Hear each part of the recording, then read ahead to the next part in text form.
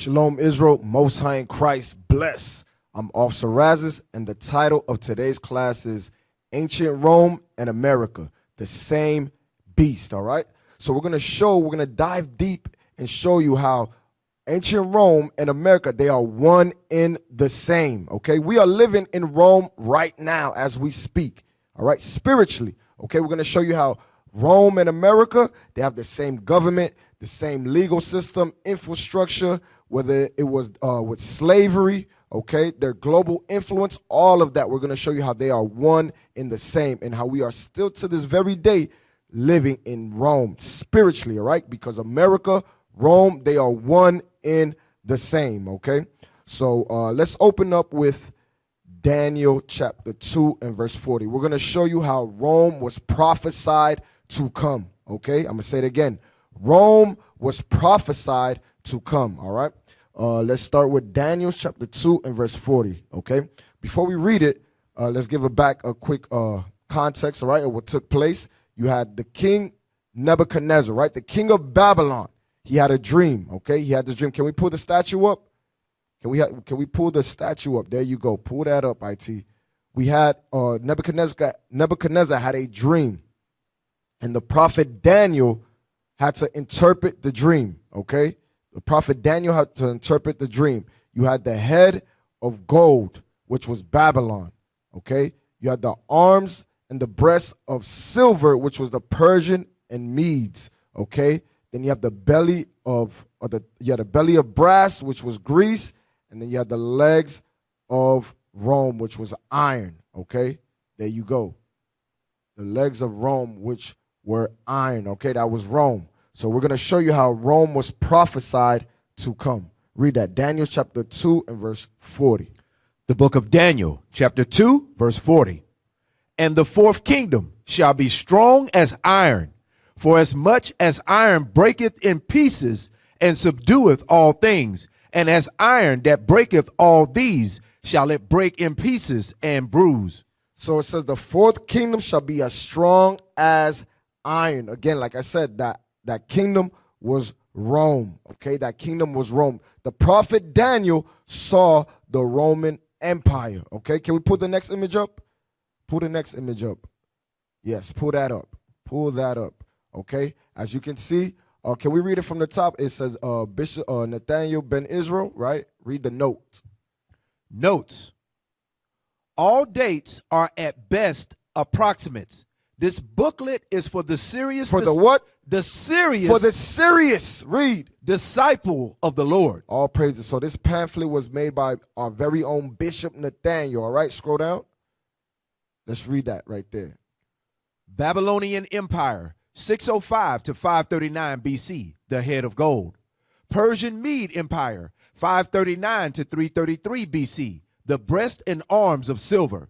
Greek Empire, 333 to 64 BC, the belly and thighs of brass.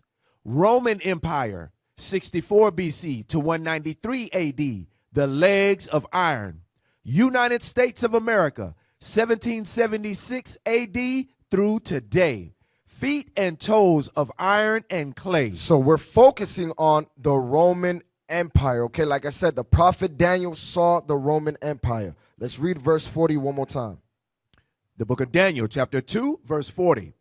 And the fourth kingdom shall be strong as iron, for as much as iron breaketh in pieces and subdueth all things, and as iron that breaketh all these shall it break in pieces and bruise. So let's see who is Rome, okay? Let's see who is Rome. Who did the prophet Daniel see in this vision, okay? Let's pull up that book.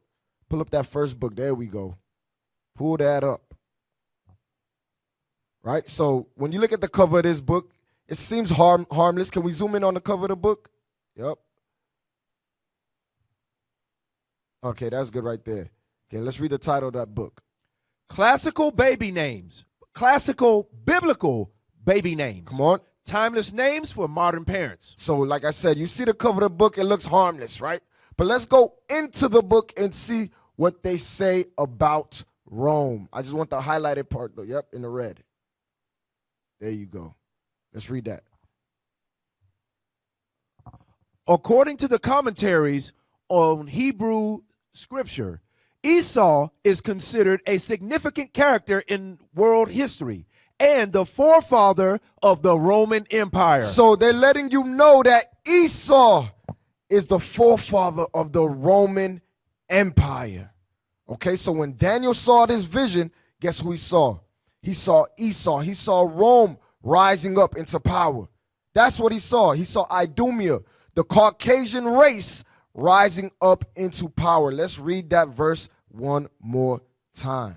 Daniel chapter 2, verse 40. Come on. And the fourth kingdom shall be strong as iron, for as much as iron breaketh in pieces, and subdueth all things, and as iron that breaketh all these, shall it break in pieces and bruise. So it says, the fourth kingdom shall be as strong as iron.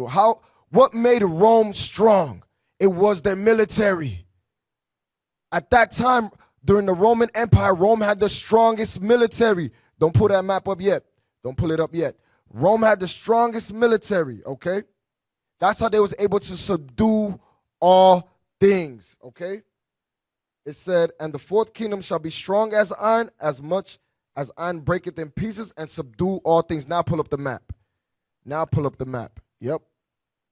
Look at this. The Roman Empire, okay, at its greatest extent. Look how vast the Roman Empire was.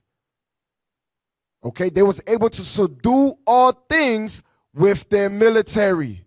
Okay, with their military. That's how they was able to go forth and conquer throughout the whole earth. The known earth at that time. Okay, look, they had Israel in subjection, Africa, Europe, the so-called Middle East.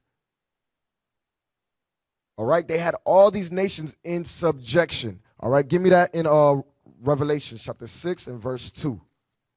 The book of Revelation chapter 6 and verse 2. The book of Revelation chapter 6, verse 2. Come on.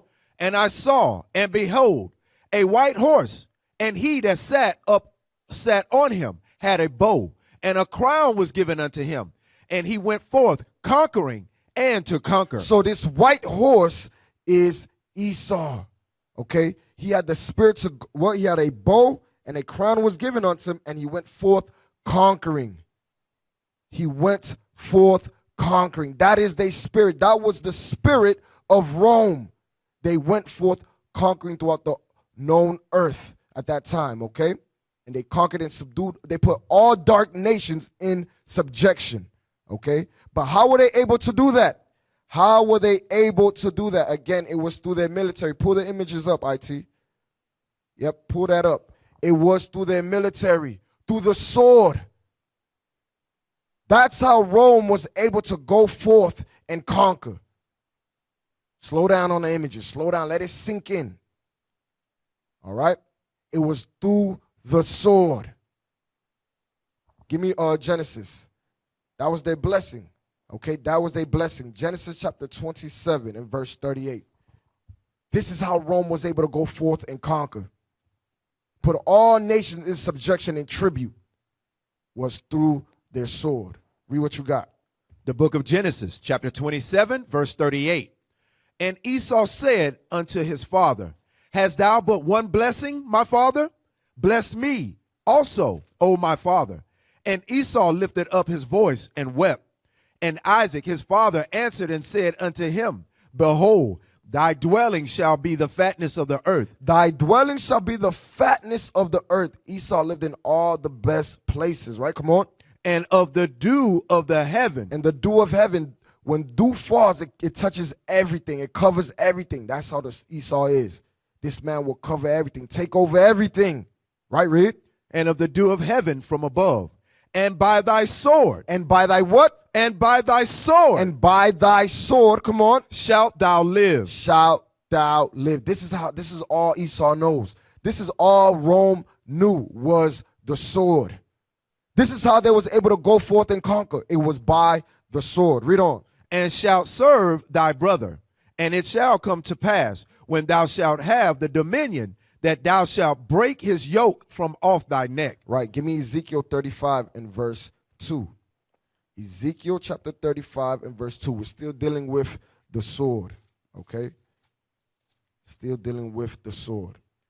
The book of Ezekiel, chapter 35, verse 2. Son of man, set thy face against Mount Seir, and prophesy against it. Stop. Let's see. Who is Mount Seir? Give me that in Genesis 36.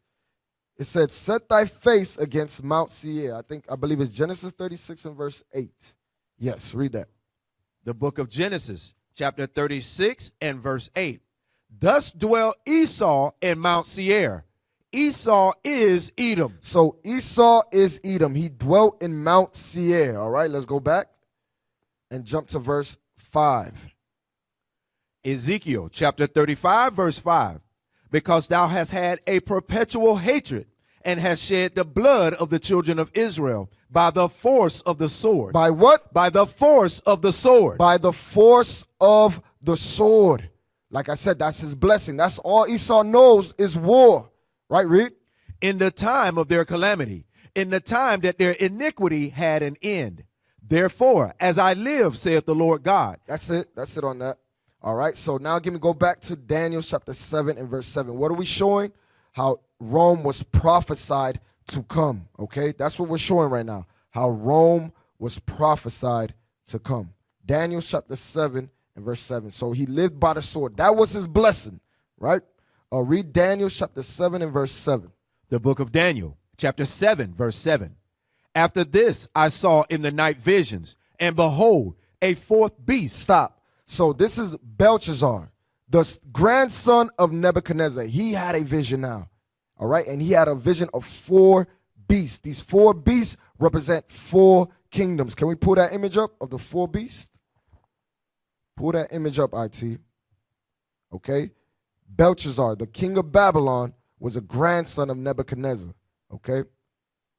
We got it? No. I sent it in order, IT. Come on. There you go. Pull that up. Stay with me, all right? Stay with me. Okay? So this is the 4 beasts. The first one was a lion with eagle wings. That was Babylon. Then you had the bear with the 3 ribs. That was the Persian and Mede Empire. Then you had the leopard with 4 heads and 4 wings. That was the Greek Empire and Alexander's 4 generals. Okay. Now we're getting to the 4th beast. Okay, we get into the 4th beast. But watch, you're gonna see something different about the 4 beasts compared to all these other beasts. Read what you got. Daniel chapter 7, verse 7. After this I saw in the night visions, and behold, a 4th beast, dreadful and terrible and strong exceedingly, and it had great iron teeth. And it had great iron teeth. This is letting you know this is speaking of Rome. We read in Daniel chapter 2 that the legs of Rome, right? The iron, they were made of iron. That was Rome. Okay? Likewise with this beast right here, this is speaking of Rome. Read. It devoured and brake in pieces and stamped the residue with the feet of it.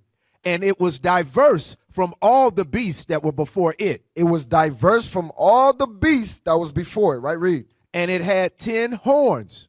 Stop right there. So it had 10 horns. We're going to deal with the 10 horns later, okay? But it said it was strong exceedingly, dreadful and terrible, and it brake in pieces and stamped the residue with the feet of it. Okay, when you look at the Roman Empire, they forced all nations in subjection and made everyone follow after their laws, after their ways, their philosophies. They stamped, they indoctrinated all nations, okay? Everybody had to pay tribute to Rome, okay? Everybody had to pay tribute to Rome. Give me 2nd Ezra chapter 12 and verse 11. Let's see, what was this 4th beast? What was the symbol of the 4th beast? Because like I said, we showed you had Babylon, which was the lion with the eagle's wings. You had the bear, which was Persia. You had the leopard with the 4 head and the 4 wings, which was Greece. Okay, let's see, what was the symbol of Rome? Read what you got. The book of 2nd Esdras, chapter 12, verse 11. Come on. The eagle. The what? The eagle. The eagle. The eagle, right? Read. Whom thou sawest come up from the sea is the kingdom which was seen in the vision of thy brother Daniel. Read on. But it was not expounded unto him. Therefore now I'll declare it unto thee. So that eagle, it was not expounded unto Daniel. He didn't see the beast, but the Lord revealed it to Esdras, okay? That is the symbol of Rome. Go to the next image. Pull it up. Yep. That was the symbol of Rome, the eagle, just like America today. It's the same beast. The eagle, that was the symbol of Rome. All right, give me Habakkuk chapter 1 and verse 6. Habakkuk chapter 1 and verse 6. It said they were terrible and dreadful. Okay, they were terrible and dreadful. Rome, I'm telling you, Rome put many nations in oppression, especially the children of Israel. You so-called blacks, Hispanics, and Native Americans. Okay, Christ was in captivity under Rome. That's something these scholars don't know, right? These so-called scholars, these urban apologists, right? These black Christians, they don't understand that Christ and the disciples were in captivity under Rome. All right? Let's read that. Habakkuk chapter 1 and verse 6. The book of Habakkuk, chapter 1, verse 6. For lo, I raise up the Chaldeans, that bitter and hasty nation, which shall march through the breadth of the land to possess the dwelling places that are not theirs. So let's see, who are these Chaldeans? Hold this, we're coming right back. Go to Ezra. Ezra in the Bible, chapter 5 and verse 12. Who are the Chaldeans, right? Let's find out. Who are the Chaldeans? Ezra chapter 5, verse 12. The book of Ezra, chapter 5 and verse 12. Come on. But after that, our fathers had provoked the God of heaven unto wrath. He gave them into the hand of Nebuchadnezzar. Watch this. The king of Babylon. Come on. The Chaldeans. The king of Babylon, the Chaldeans. Okay, so the Chaldeans were the Babylonians, the ancient name for Babylon. Okay, read. Who destroyed this house and carried the people away into Babylon. Right, which were Ethiopians. Okay, which were Ethiopians. But you got to understand, when the Lord talks twofold, threefold, right? You got to understand, when he's talking about Babylon, is not referring to these ancient Babylonians, what we read back in Habakkuk, okay? Give me that in Psalms chapter 137. Let's see. Who is the Lord truly referring to, okay? Let's see, who is the Lord truly referring to when he said those Chaldeans? All right, read what you got. Verse 137 and verse 7. The book of Psalms, chapter 137, verse 7. Come on. Remember, O Lord, the children of Edom. Remember, O Lord, the children of Edom. Esau, Idumea, the white man, the Caucasian race. Remember them, Lord. Read. In the day of Jerusalem, who said, race it, even to the foundation thereof. Because Esau was there when Babylon was destroying us. Esau had a hand in that thing, right? Read. O daughter of Babylon. What did God call Edom? O daughter of Babylon. They are the daughter of Babylon. They are spiritual Babylon, right? Read. Who art to be destroyed. Happy shall he be that rewardeth thee, as thou hast served us. Happy shall he be that taketh and dasheth thy little ones against the stones. Right, so now let's go back to Habakkuk. Now we got some better understanding on that, right? Read that again, Habakkuk chapter 1 and verse 6. The book of Habakkuk, chapter 1, verse 6. For lo, I raise up the Chaldeans. So the Chaldeans was the Babylonians, but spiritually it is Edom, okay? And we're going to show you how the characteristics what we're about to read fits Rome and America, but we're dealing with Rome right now, right? Read. That bitter and hasty nation, which shall march through the breadth of the land to possess the dwelling places that are not theirs. Rome did that. We showed it on the map how they went forth and conquered, right? Read. They are terrible and dreadful. Didn't we read that back in Daniel's? They are terrible and dreadful. Read. Their judgment and their dignity shall proceed of themselves. Rome had no mercy. They had no mercy, right? Come on.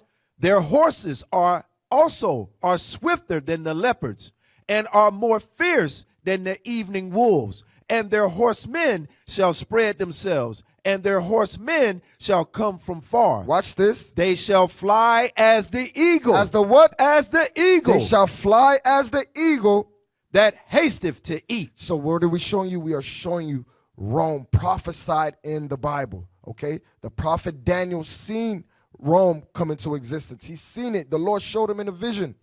Okay? The Lord showed the prophet Daniel Rome coming into power. All right, now let's pull up that video, IT. The history of Rome. All right, the history of Rome. And I need you to follow me, IT, okay? I know I didn't give you all the timestamps, but just follow me, all right? Let's play the video.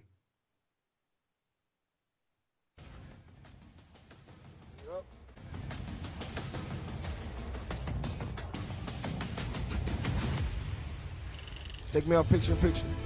Legend has it that Rome was founded in 753 BCE and named after Romulus, who was son of the god of war and who was rescued by a she-wolf.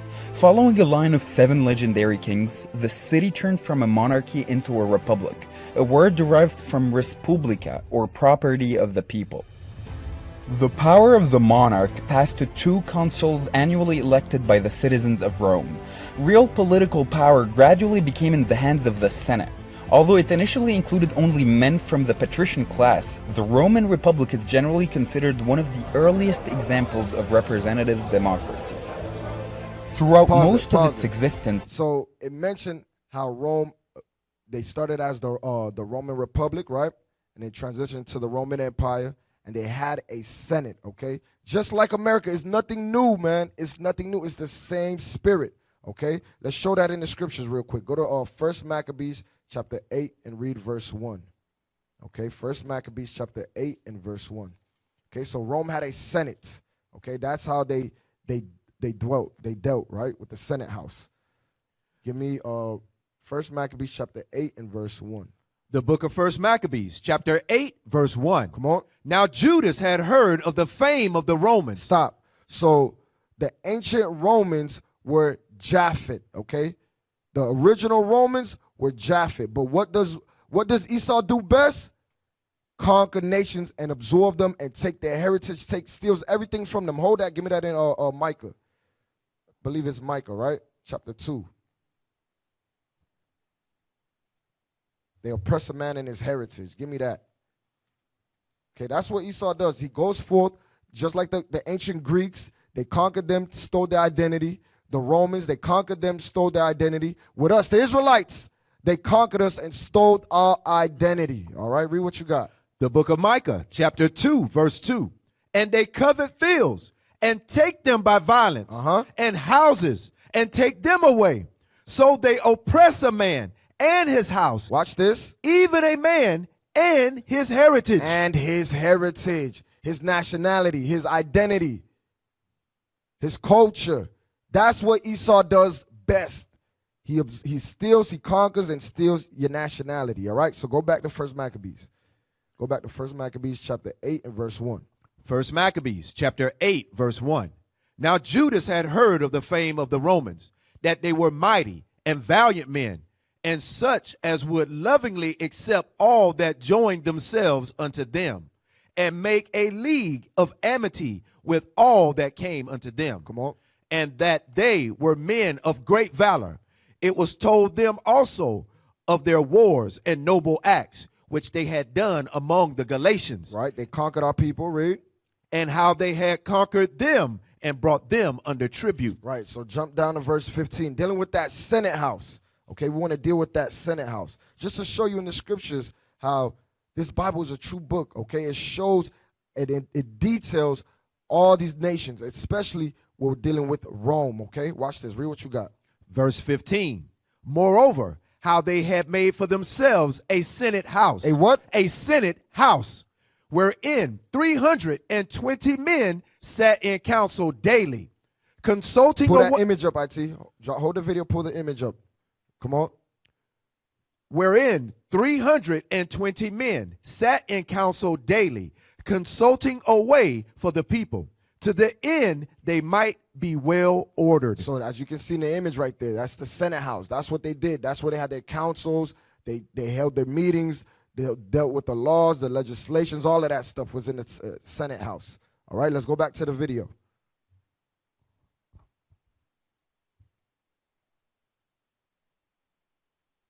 $47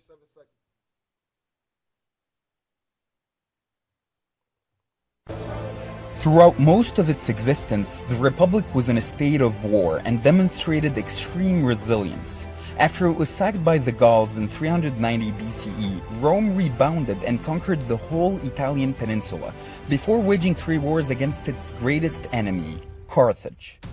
Although it was initially defeated by General Hannibal, who famously crossed the Alps, the Roman Republic recovered and established itself Pause. So let's deal with that with Hannibal. Hannibal was our forefather. Understand that Hannibal was an Israelite, all right? He was an Israelite. He was our forefather that went up against Rome, okay? Let's pull up that video. Pull up that video concerning Hannibal. All right, here's another book, and I do. Shout out to the bishop, Bishop Nathaniel, the general. All right, here's another book, and I do like this book. Who's Who? Read that, Jello. Who's Who in Philadelphia. When was this published? In 1912. The Negro learns from history that Hannibal, the world's greatest general and one of its greatest statesmen, was of Ethiopian blood. When he's talking about Ethiopia, he's talking about he was an Israelite. He was of the tribe of Asher. When you read Babylon to Timbuktu. Next highlighted section. That King Solomon, the wise man of our Bible, proudly acknowledged that he was black. So this author put down that Solomon acknowledged he was. So what's wrong with Christianity? They said, oh, a woman wrote that. No! King Solomon wrote that. Go ahead. This was in 1912. That Jesus Christ himself was as much a Negro as some of the race you persecute. Wow! Y'all see that right there? 1912. Right, so Hannibal was from the tribe of Asher, okay? He was northern kingdom. Let's read 1 Maccabees 8 and 3, because the scriptures talk about Hannibal. The scriptures talk about Hannibal. He's there. He's in the scriptures. Read what you got. The book of 1 Maccabees, chapter 8, verse 3. And what they had done in the country of Spain for the winning of the mines of the silver and gold which is there. Right, so Rome ended up defeating Hannibal, and they stole the spoils, right, from Hannibal, the silver and the gold, okay? That's what they did. They took that stuff after they defeated Hannibal. They ended up conquering Carthage, okay, conquering that part of Africa, okay? That's what happened. That's what happened. Let's go into the book now. Let's go into the book. Bishop Nathaniel quoted the book, Babylon from Timbuktu. Because Hannibal, he ended up conquering and took over Spain, and Rome got that back and took it back from him. All right? Read what you got. Let's get that title. Yep, read that. From Babylon to Timbuktu by Rudolph R. Windsor. Let's read that. Yep. The city of Carthage was called the Queen of the Sea. The Carthaginians controlled the commerce in the Mediterranean Sea. A new nation emerged in the peninsula of Italy, Rome, which challenged the commercial interests and supremacy of Carthage in the Mediterranean.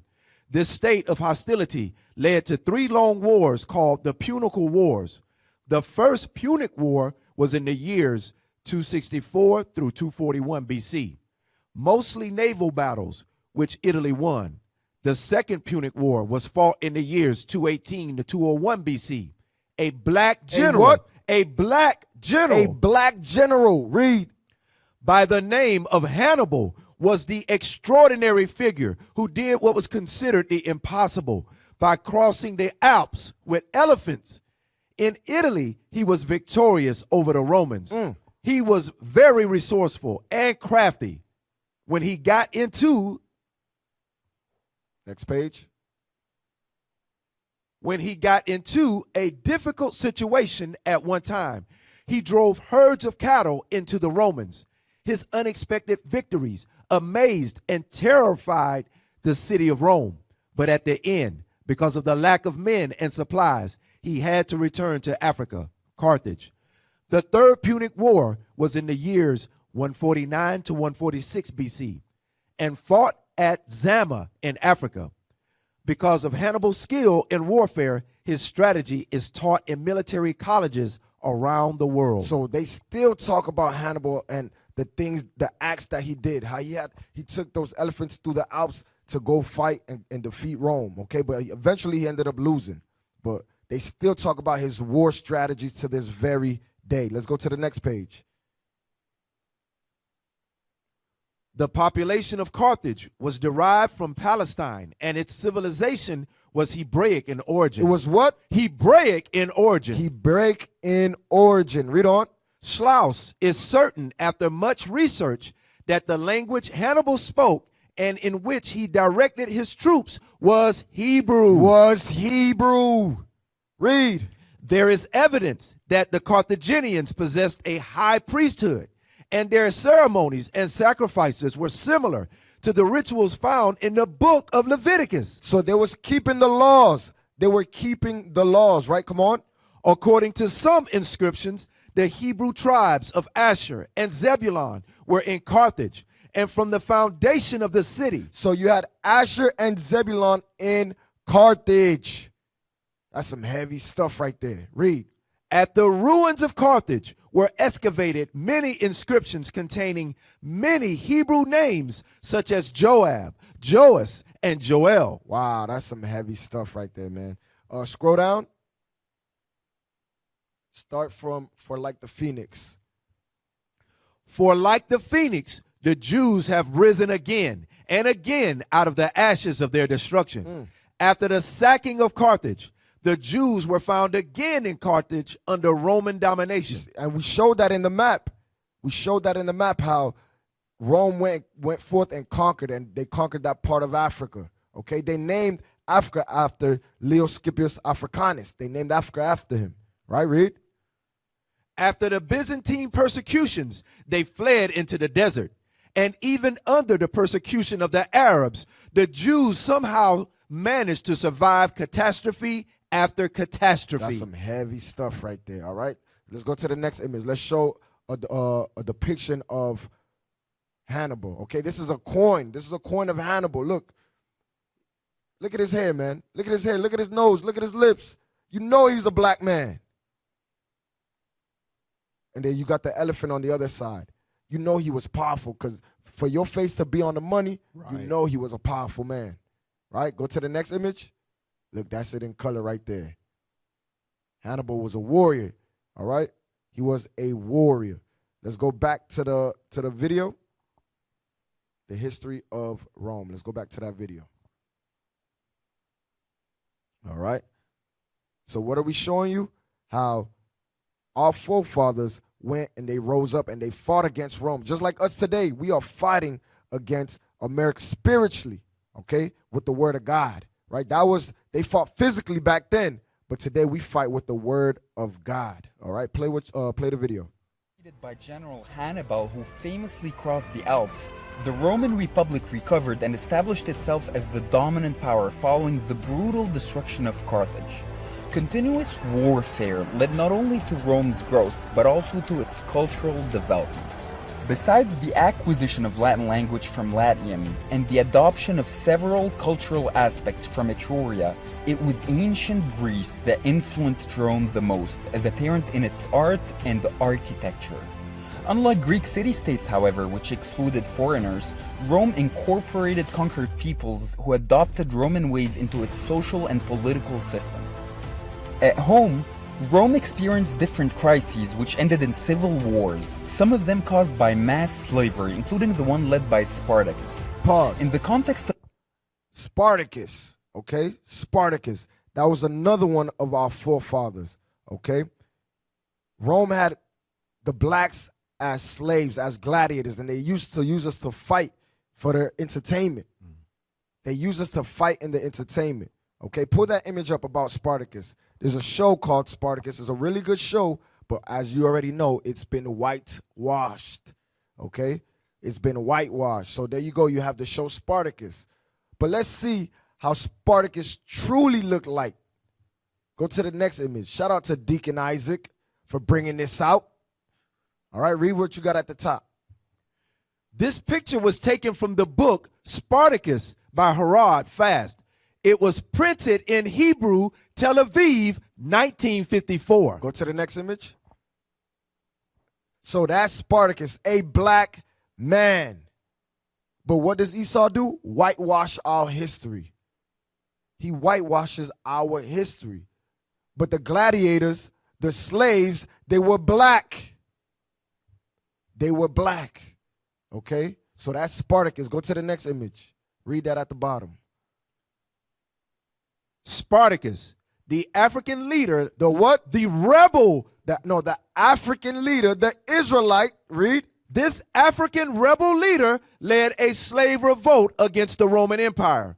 After killing many Romans, Spartacus and his men were captured and crucified by the Roman praetor Licinius Crassus in 71 BC. Right, so there you go. There you have it. Spartacus was a black man. He was a gladiator, and he fought against Rome. He led a slave revolt against Rome.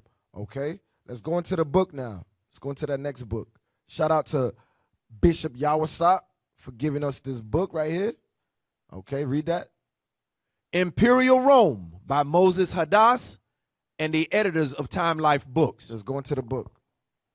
So as you can see, these are the gladiators, right? At the top, you see black men as gladiators fighting in the arena.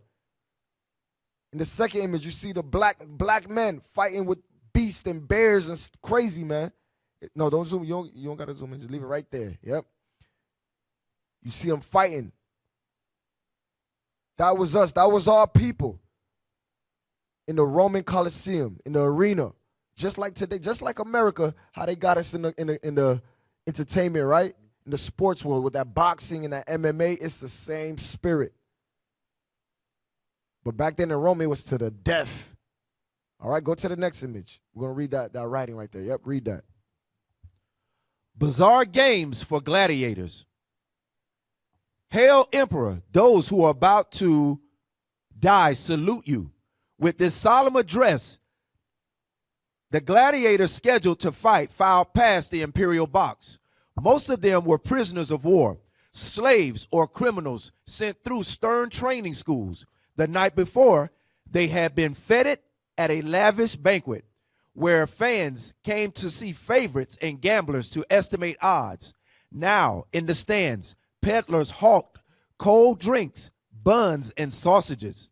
The more unusual the contest, the better the Romans liked it. Gladiators often fought with mismatched weapons. Negroes, What? Negroes, a rare sight in Rome. That's a damn lie. Negroes, a rare sight in Rome. No, we were not a rare sight in Rome. We was all throughout Rome. Because we were the slaves that they mentioned early in the book. We were those slaves. We were those gladiators. We were not a rare sight at Rome. Hold that. Let's get it in the scriptures. Give me Acts chapter 18 and verse 1. We were not a rare sight at Rome. All right. Acts chapter 18 and verse 1. The book of Acts, chapter 18, verse 1. After these things, Paul departed from Athens and came to Corinth and found a certain Jew named Aquila, born in Pontus, lately come from Italy. Come on. With his wife Priscilla, because that Claudius had commanded all Jews, All what? all Jews, Come on. to depart from Rome, and came unto them. So there was Jews all throughout Rome, okay? They just throw that in there so you get confused. That's a smoke screen. No, they don't want you to connect the dots that those Negroes, those Israelites, we were those gladiators. We were those slaves, okay? They don't want you to connect those dots. Give me Romans chapter 1. Go to the book of Romans chapter 1, and let's read Romans chapter 1, and let's read verse 7. The book of Romans, chapter 1, verse 7. To all that be in Rome, beloved of God, called to be saints, grace to you and peace from God, our Father, and the Lord Jesus Christ. There you go. It says to all that be at Rome, the beloved, called to be saints. You know what I want? Who are the saints? Let's get that. Who are the saints that were at Rome? Because if you leave it up to Esau, right, they're going to tell you all people were saints. No. Let's see who the saints are. Read what you got. The book of Psalms, chapter 148, verse 14. Come on. He also exalted the horn of his people, the praise of all his saints. Watch this. Even of the children of Israel. Even of the children of Israel. The children of Israel are the saints. Okay, the children of Israel are the saints. Those were those saints at Rome. That's who Paul was writing to. That's who Paul was going out to go teach. The saints The Israelites that were at Rome. Give me Acts chapter 2 and verse 5. Acts chapter 2 and verse 5. The book of Acts, chapter 2, verse 5. And there were dwelling at Jerusalem Jews. What? Jews. Come on. Devout men of every nation under heaven. Jump down to verse 10. Verse 10. Phrygia and Pamphylia in Egypt and in the parts of Libya about Cyrene and strangers of Rome. And strangers of Rome. Read on. Jews and proselytes. And strangers of Rome. Those strangers were the Israelites. Okay, those strangers were the Israelites. Okay, let's go back to the book. Let's go back to the book now. We left off at Negro, a rare sight in Rome. Negroes, a rare sight in Rome, were matched with each other. A dwarf might be pitted against a woman. A superb fighter became a popular idol and might even win his freedom. But if a gladiator who had made a poor showing fell, the crowd shouted, "Cut his throat," and the emperor turned thumbs down, sealing the loser's fate. Let's go to the next page. So this image right here, remember it said they was fighting bizarre games of gladiators, fighting beasts and stuff like that, right? This is a lion fighting one of our brothers, okay? One of our brothers, had to fight a lion. That's some crazy stuff. Imagine they put you in the ring with a lion, a bear, a leopard, a baboon. That's what they used to do to us, man. That's what they used to do to us, okay? Again, shout out to the Book of Our Fathers. I got this information from them, man. Some good stuff right here. All right, let's go to the next page. Let's read that. Tournament of beasts in amphitheaters like the one above. Romans could see, according to Pliny the Younger, that the love of glory and the desire to win inhabited the bodies of even slaves and criminals. Those slaves were the Israelites, right, Reed? The crowds delighted to see odd spectacles, domesticated panthers pulling chariots and harnesses, or elephants kneeling before the emperor's box to write Latin in the sand with their trunks, bears wrestling, buffalo, or bulls battling rhinoceroses. The impresarios who staged these spectacles were always stinking up unequal matches. An army of archers might meet a pack of panthers, or a gladiator might be forced to fight for his life against a lion. Forced to fight against his life, right? For his life against a lion. That's some crazy stuff. Go down to the next page. Yeah, read that bottom part. A triumphant lion, brought to a pitch of madness by starvation, prepares to devour a fallen gladiator. In such matches, a fighter usually was equipped with short sword, shield, and arm guard. Go to 2 Maccabees chapter 7, man, in verse 42. Understand this. What that is, that's torture. That's torture. That's what they put us through for their amusement. That's what Rome did. Likewise with America. But now, what do they give you? They give you that dollar, that almighty dollar. So you so asleep, you can't even see that you're doing the same thing that they did in Rome. Here in America, it's the same spirit. Right? Read what you got. 2 Maccabees 7:42. The book of 2 Maccabees, chapter 7, verse 42. Come on. Let this be enough now to have spoken concerning the idolatrous feasts and the extreme tortures. And the what? The extreme tortures. That's extreme torture, to fight a lion that they starved to the pitch of madness. That is extreme torture, okay? Let's go back to the video. Let's start at 3 minutes. Let's play the video from 3 minutes.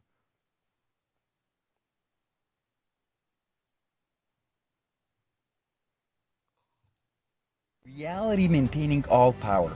For example, although we now refer to him as the first Roman emperor, he never took that title and called himself princeps, which means first citizen. Augustus' rule brought much needed stability and was followed by the Pax Romana, a 200-year-long Roman golden age of expansion and prosperity. A series of Roman emperors would rule the empire for centuries, including Nero, for example, who Pause committed... right there. Keep it on the screen. So they're showing you the different Roman emperors, right? There's one I want you to pay attention to right there. Septimius Severus. Okay, Septimius Severus. He's the one that brought the fall of Rome in 193 AD. Okay, let's get that. Revelation chapter 13 and verse 1. Again, Septimius Severus was the first black emperor of Rome, and he ushered in the Dark Ages. Understand that. He brought the beginning of the fall of Rome. Read what you got, Revelation chapter 13 and verse 1. The book of Revelation, chapter 13, verse 1. And I stood upon the sand of the sea, and saw a beast rise up out of the sea, having 7 heads and 10 horns, and upon his horns 10 crowns, and upon his head the name of blasphemy. So let's pull up the image, IT, with the 7 heads and the 10 horns. Yep, pull that up right there. Okay, read that for me. The 7 heads: Greece, Rome, Spain, France, Germany, Russia, Great Britain. The 8th head, America. So these are the 7 major Edomite nations, all right? Read on.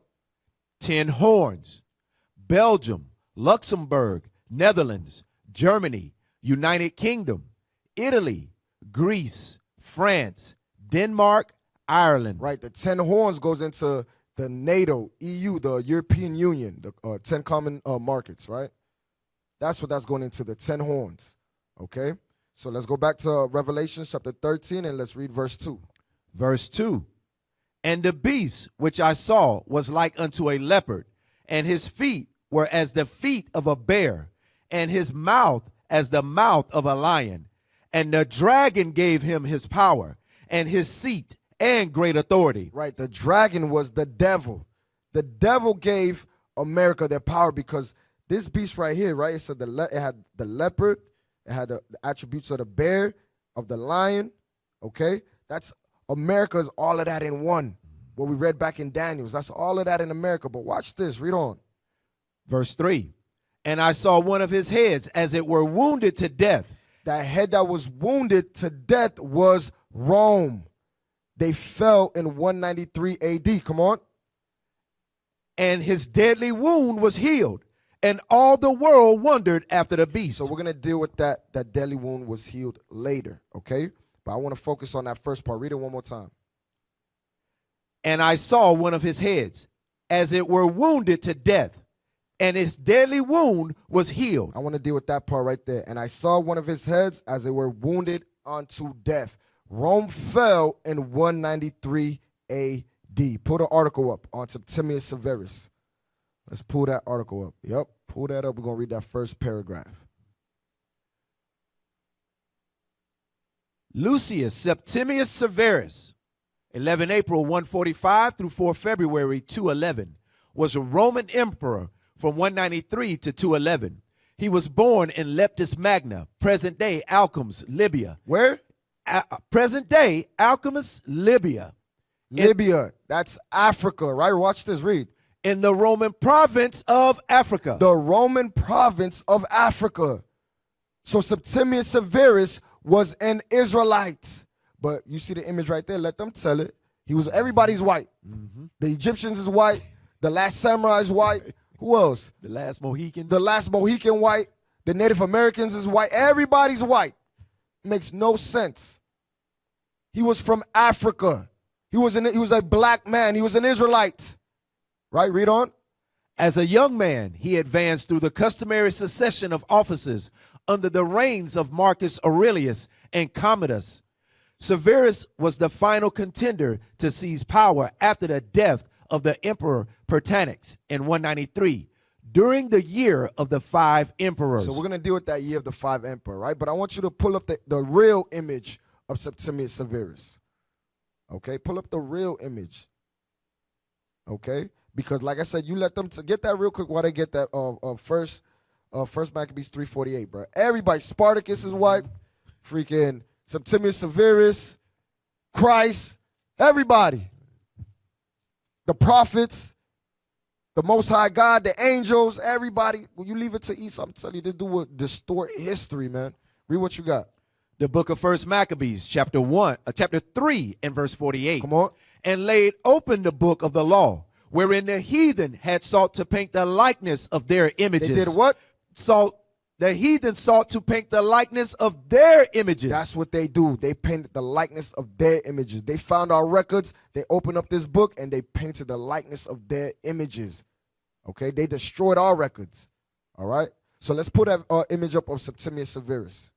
Put that image up. So that's how Septimius Severus looked. Okay, he was a black man. All right, and yes, he married a heathen, but he was a black man. And those are his two children, right? Those are his two children. Little fun fact here, right? Pull up the next image. There you go. The movie Gladiator 2. We all seen the movie, right? Good movie, very good movie. The first one was good. The second one was good. In the movie, you have two emperors ruling at the same time, right? Can we zoom in on them two brothers in the back? The two brother emperors? Right, there you go. You had those two emperors ruling at the same time. Let's see. Go to the next image. That's with them in the movie, right? The two emperors that were ruling in Rome. Okay, go to the next image. Let's read that. Let's see who these two men were. Geta and Caracalla were Roman emperors and brothers who ruled together for a short time before Caracalla murdered Geta in 211 AD. Come on. Born in 189 AD. Geta born. Yep. Geta, born in 189 AD. Geta was the younger son of Emperor Septimius Severus. He was who? The younger son of Emperor Septimius Severus. Come on. And Empress Julia Domna, who was known for being gentle and studious and was groomed for a life of power. So in the movie, the two emperors, the two brothers, were the sons of Septimius Severus. They were supposed to be black men that were ruling. Okay? But what do you leave it to Esau? Everybody white. Right? Read this. Caracalla, the older brother of Geta. Caracalla was known for being aggressive, ambitious, and ruthless. He was often eager to prove his strength and dominance. Right. So in the time of Septimius Severus, that was the beginning of the Dark Ages, the beginning of the fall of Rome. And after that, you had black men started to rule Rome. Okay? Let's go to the video dealing with the year of the five emperors. Yep, play that.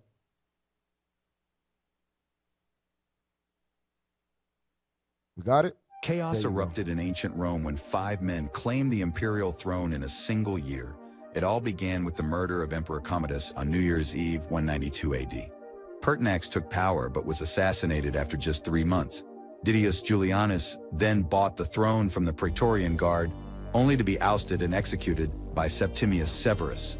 Meanwhile, Pescennius Niger and Clodius Albinus also declared themselves emperors, sparking a brutal civil war. Severus emerged victorious, eliminating his rivals and establishing the Severan dynasty.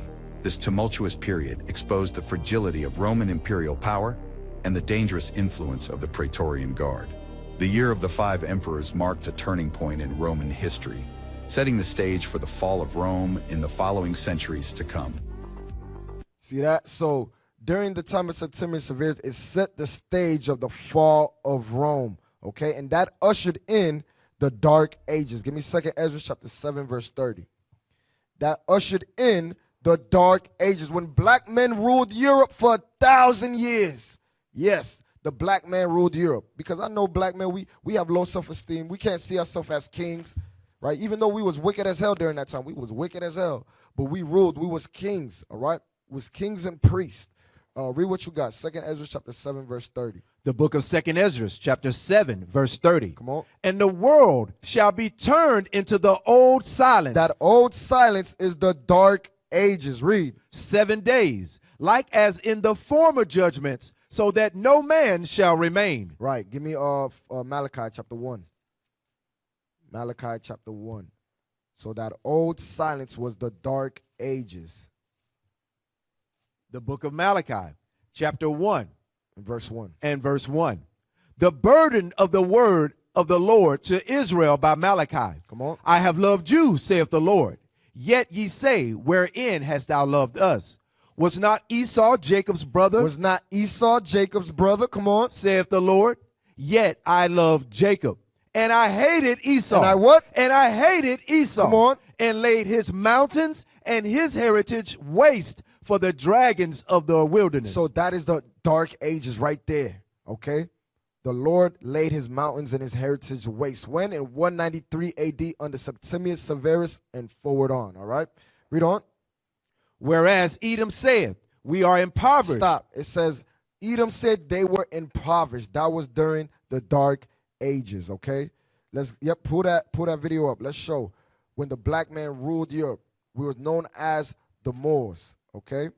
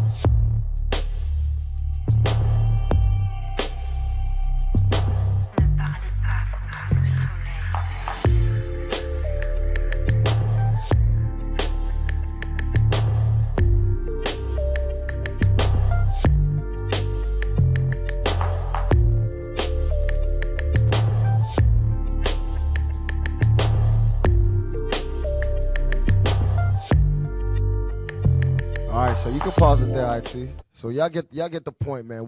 You see us, we was in armor, all right? We was in castles. That's when Israel really at one point we had some nobility, right?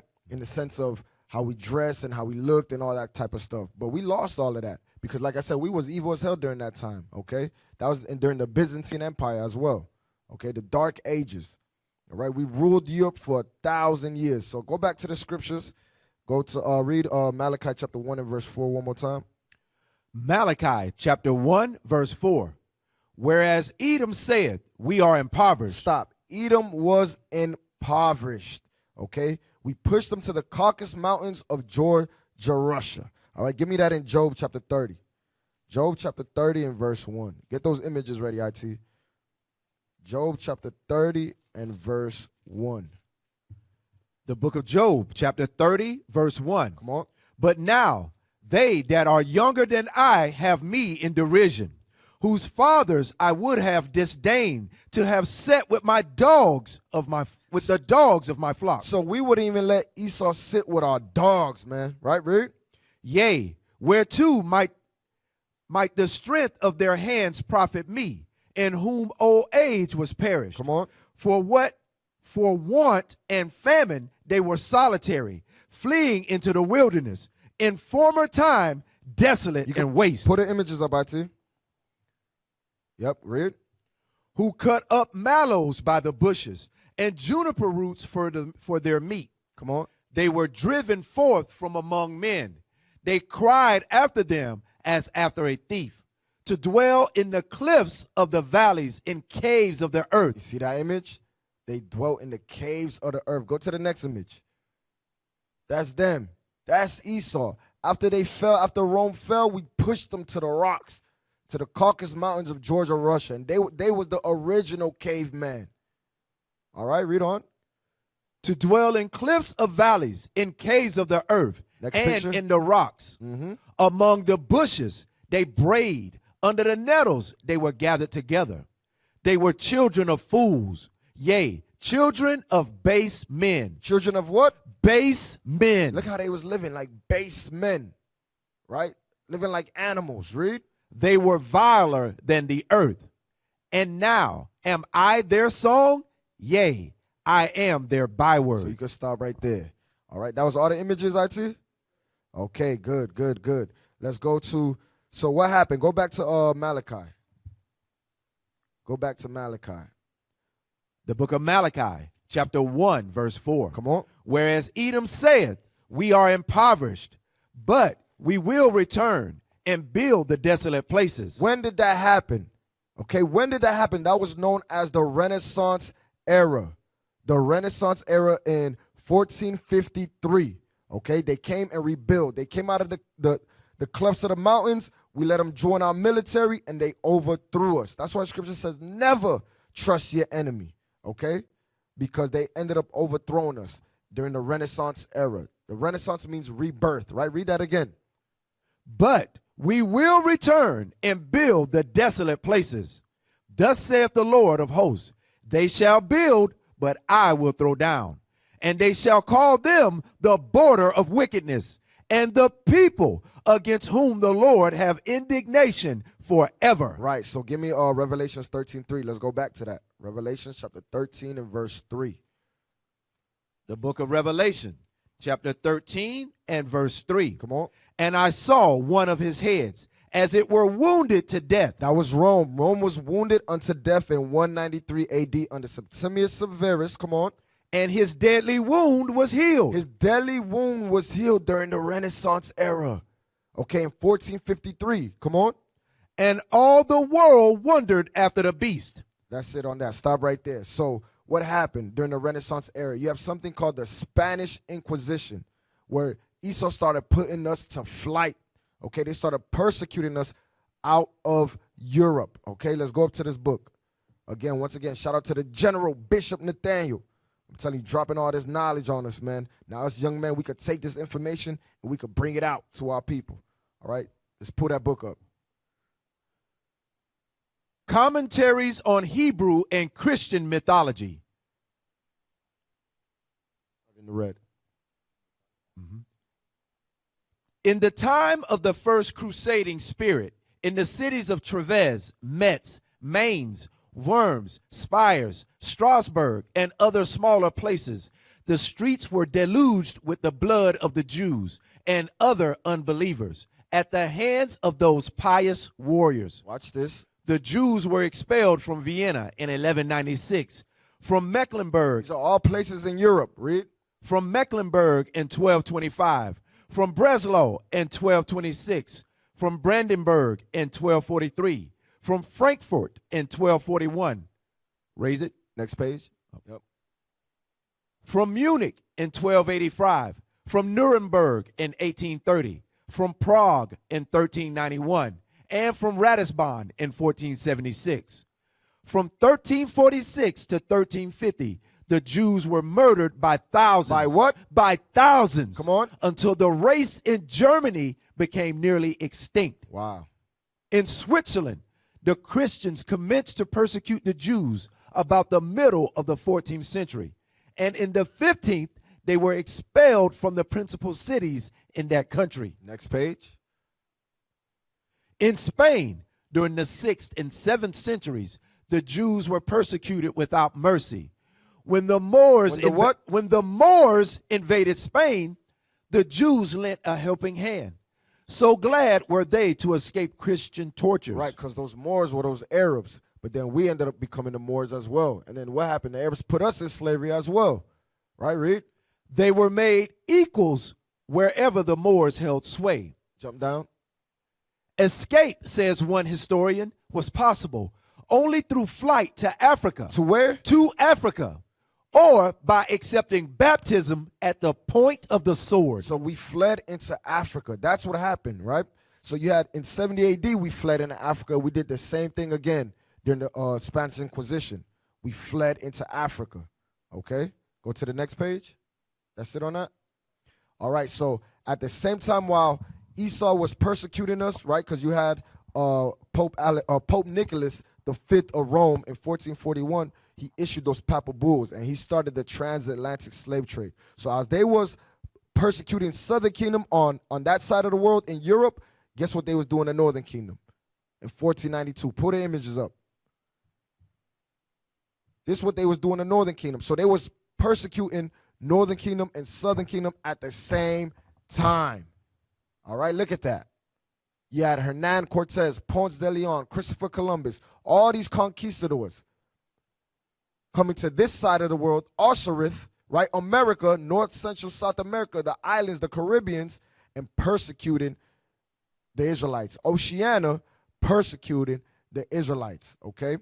So as that, all that, stop right there. So while all that was taking place, right, in the 14, 1500s, then you had what took place. After they conquered America, they start to establish their 13 colonies, right? They had the 13 colonies. Yeah, put that on the screen. They established the 13 colonies, right, which was with the British. And then you had the British took part, France took parts, Spain took parts, and Russia took parts of the so-called New World, right? It wasn't new because the Israelites, we was already here. We was already here, okay? But this is what they did. They divided it up, just like they did with Africa, okay? They divided it up, all right? So you had many Edomites rebelled against Europe and formed themselves into the United States of America. In July 4th, 1776, they celebrate their independence. All right, let's get Revelation chapter 17. So it's a lot of history that takes place there, man.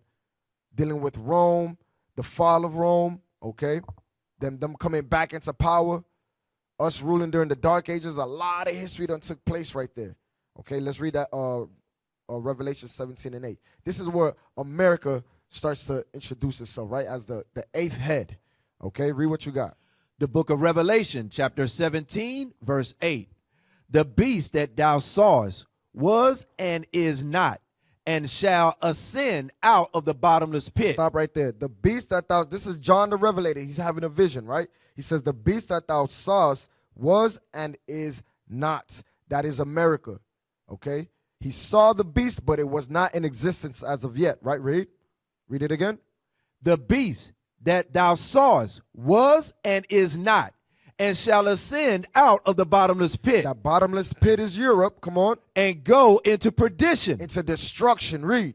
And they that dwell on the earth shall wonder, whose names were not written in the book of life from the foundation of the world, when they behold the beast that was and is not, and yet is. Stop right there. So it says, the beast that they behold that was, which was America, and is not in existence, but yet is. That's Rome. That's letting you know America and Rome is the same beast. It's the same spirit, okay? John saw the vision. He saw America, but it was not in existence yet, but it is. It's here, which was Rome. He was living it. It's the same spirit, right? Read. And here is the mind which hath wisdom. The 7 heads are 7 mountains on which the woman sitteth. Let's pull that image up, the 7 heads. Let's go back to that right there, yep. Read that. 7 heads, Greece, Rome, Spain, France, Germany, Russia, Great Britain. Those are the 7 heads. Read on, verse 10. Verse 10. And there are 7 kings, 5 are fallen. Stop. 5 are fallen. Read that. These are the 5 that fell, right? Read that. 5 are fallen. Greece, Achaia. That's the ancient name because it wasn't named Greece at that time, okay? The ancient name was Achaia. Read.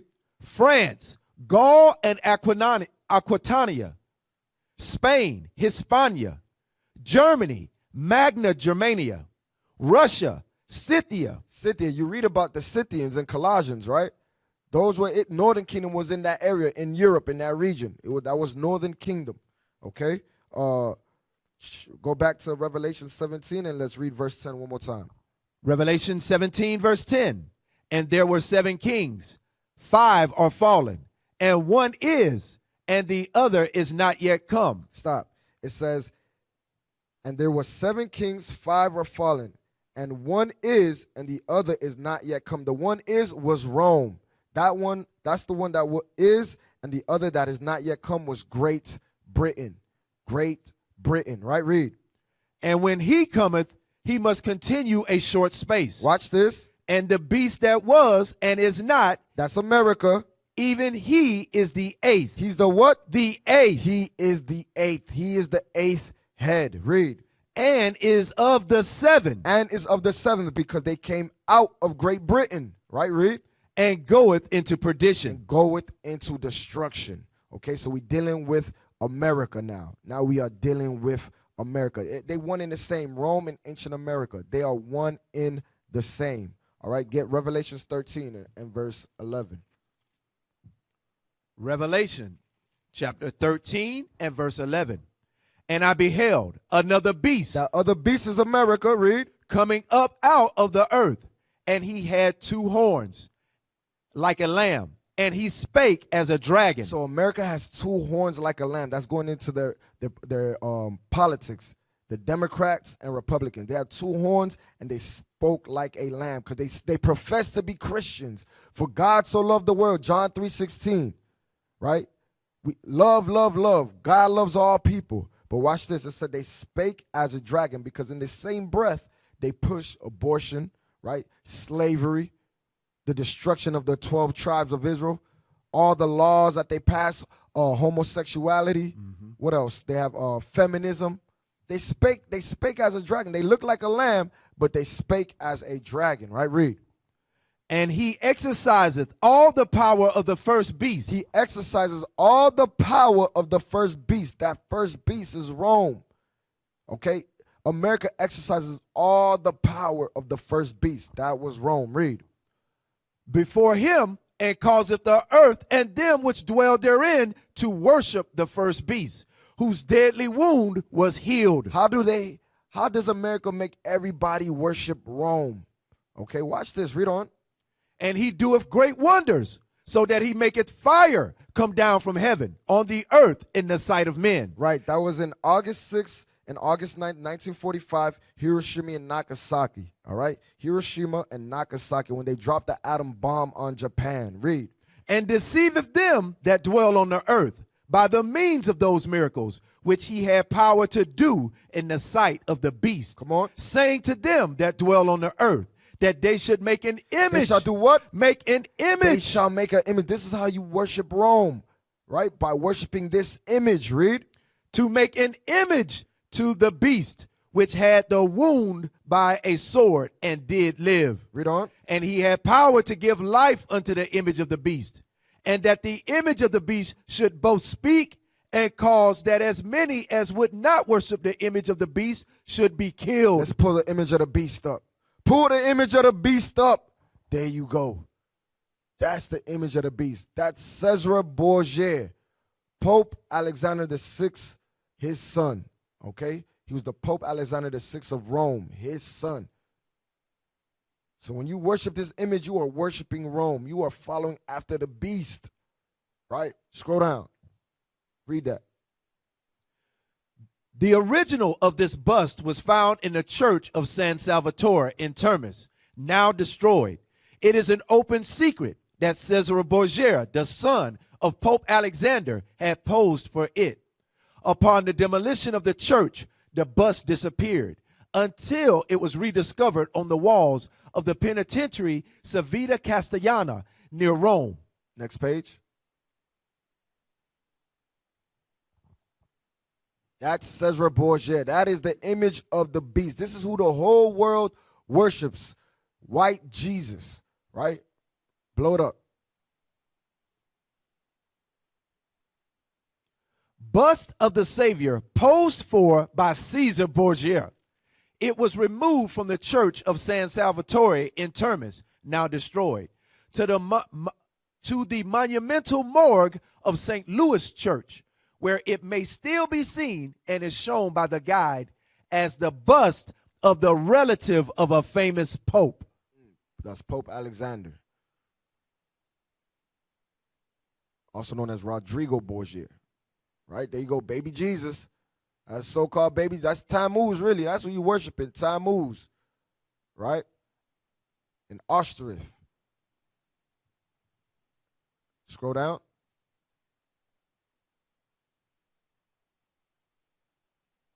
Read. A bas relief of the Madonna and Child posed for by Rosa Venosa and her infant Valentino, later Cesare Borgia, of which Alexander VI was the acknowledged father. It was originally found in the Church of San Salvatore in Termes and later removed to the National French Church Saint Luigi Francese, You good, bro. where it may still be found as a miraculous Madonna on the left-hand corner of the high altar as the center of a little shrine. Right, so let's drop that. All right, let's get Daniel chapter 2 and verse 41. Now we're going to deal with America, okay? And we're going to show the similarities of America and Rome. All right, let's go back to Daniel chapter 2 and verse 41. The book of Daniel, chapter 2, verse 41. And whereas thou sawest the feet and toes, part of potter's clay and part of iron, the kingdom shall be divided. So America will be divided, okay? It has parts of iron, it has parts of Rome, but then it has some clay in there. It's going to explain what that clay is, right, Reed? And the reason why they're divided, going back to what we read in Revelation, that politics, the Democrats, Republican, right? All these different religions here. America is not, it says the United States of America, but America is not united, right, Reed? But there shall be in it of the strength of the iron, for as much as thou sawest the iron mixed with miry clay. Watch this. And as the toes of the feet were part of iron and part of clay, So those toes, that's 10 toes, that's NATO and EU, Reed. so the kingdom shall be partly strong and partly broken. Why? America will be strong because of its military might, its power, but it'll be broken because it's the philosophies of America, right? With that feminism, LGBTQ. America's weak. We almost had a woman leading this nation. America's weak. Okay, America's weak, man. Read. And whereas thou sawest iron mixed with miry clay, they shall mingle themselves with the seed of men. That's that miry clay. They shall mingle themselves with the seed of men. Okay, read. But they shall not cleave one to another, even as iron is not mixed with clay. Right, so that iron is going into their military strength, their power. That's that iron, that power of Rome. Put the images up. That's America's iron right there. Okay, Esau gonna get the job done. They gonna send in their jackals. They gonna get the job done. They got that iron. All right, they are not playing when it comes to military might. Next image. Okay, so that's that iron. But it said they will mingle themselves with the seed of men. This is why they open up the borders, let all nations come in. Right? The same people they're terrorizing in the so-called Middle East, they're coming in through the borders. Those sleeper cells. Right?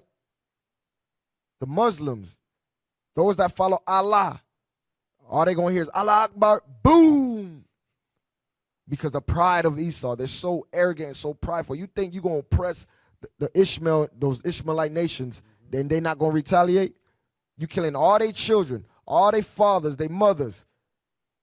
They consider themselves martyrs. That's how they roll. That's how they think. So you don't think they're going to come and rise up against this place? Oh, best believe it. They're going to come and rise up. Okay? Go to Daniel chapter 7.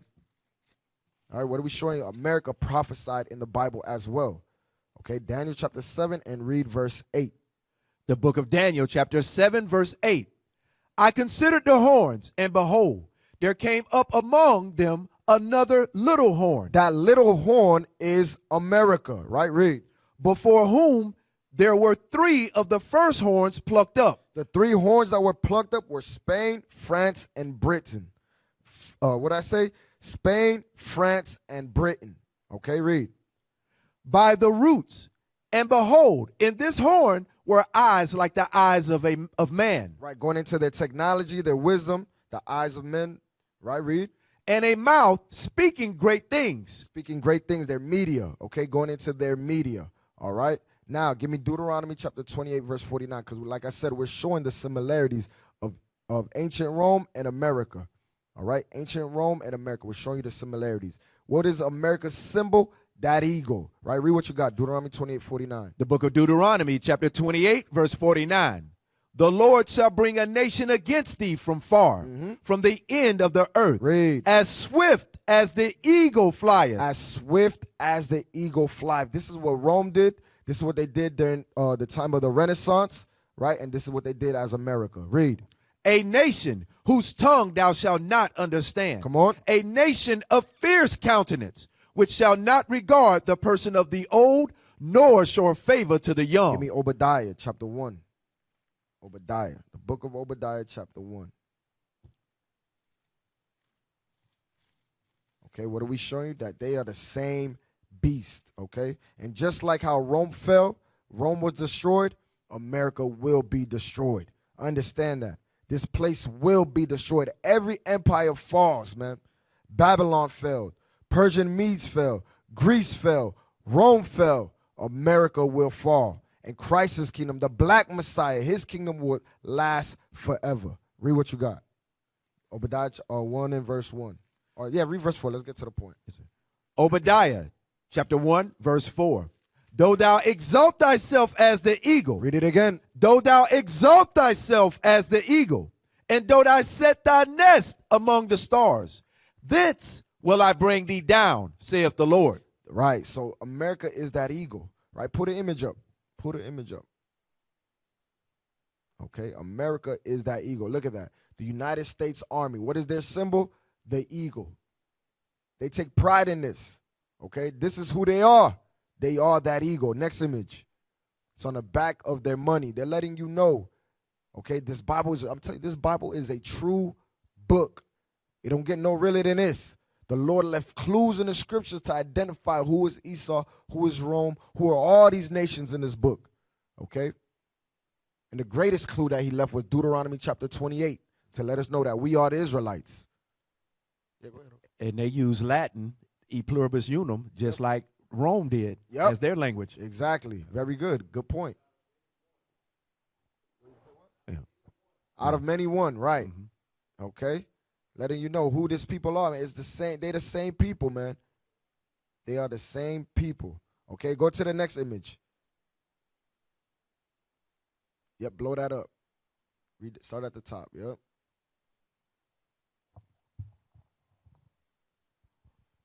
Ancient Rome and the United States share many similarities, including government. The U.S. Constitution was influenced by Roman ideas about the separation of powers and the role of a Senate. The founding fathers also created a system of checks and balances between powers to guard against centralized power. Read that earlier about that Senate, right? Read on. Legal system. Both the Roman and U.S. legal systems are based on the rule of law, where laws govern legal proceedings and governance, not individuals. But we know that the law is not for us. Real quick, give me that in Wisdom of Solomon. Wisdom of Solomon chapter 2. We know that their laws that they set up were not for us, okay? We are not citizens. We're denizens, okay?